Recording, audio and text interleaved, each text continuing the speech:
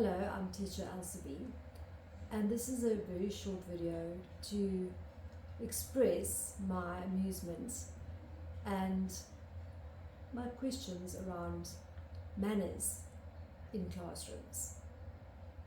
I find that even though you teach learners about modals as an aspect of grammar, they might not be used to using modals in daily life. So as soon as you then also tell them about language register, they're not sure which modals to use. Now, language register is how you might adjust your level or formality of language according to the scenario you're in. So if you're at work, or you're applying for a job, or you're asking for a bank loan, then you might use a more formal register because that is what is expected. A boss might not speak to a worker in too brisk a manner because that might seem rude, and obviously a worker won't speak to a boss in sort of curt ways.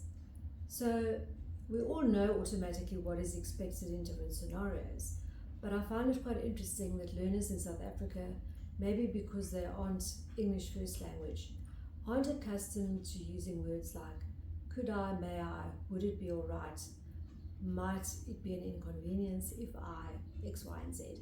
They do know to add please, and they do know the modal can, but they don't know many of the other modals like should, could, would, might.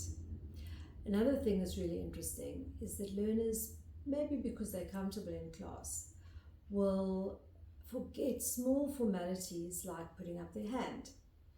For instance, you might be in the class, it's Friday, it's been a long week, and 5 minutes to 1, everyone's watching the clock, and at 3 minutes to 1, they start packing away their own books.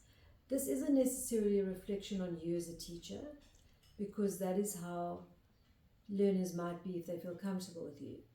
Recently, I experienced a quite amusing situation with someone who came to assess me in my class, so a very dignified person, a mentor, coming to assess my teaching style. And my learners did that as well. They started packing up 3 minutes before the end of the lesson. So I had to snip my last point in the bud. I had to nip it in the bud. And this is what happens when learners are comfortable. But it was interesting that they did it in front of a stranger and an important person. So learners also forget to put up their hand and say, ma'am, it's 2 minutes before the end of the lesson. So my son actually asked us the other day, what does one do in adult conversation if you need to say something? Do you also put up your hand?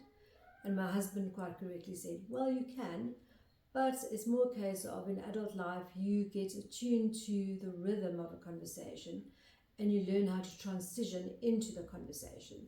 So it's a subtle thing, and you might then say something like, this is a great point you've made, I would like to add blah, blah, blah.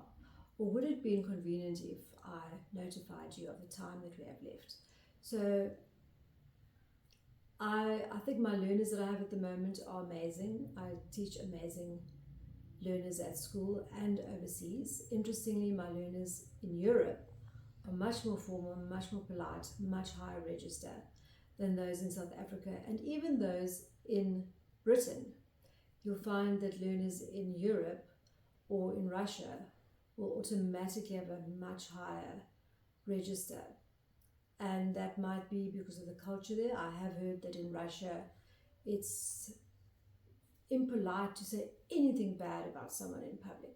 You can say what you like behind closed doors, but in public, you've got to be highly tolerant and accept diversity.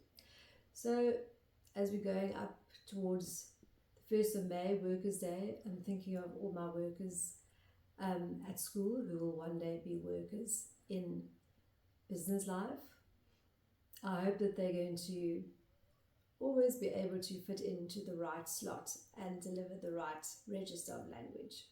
Bye for now.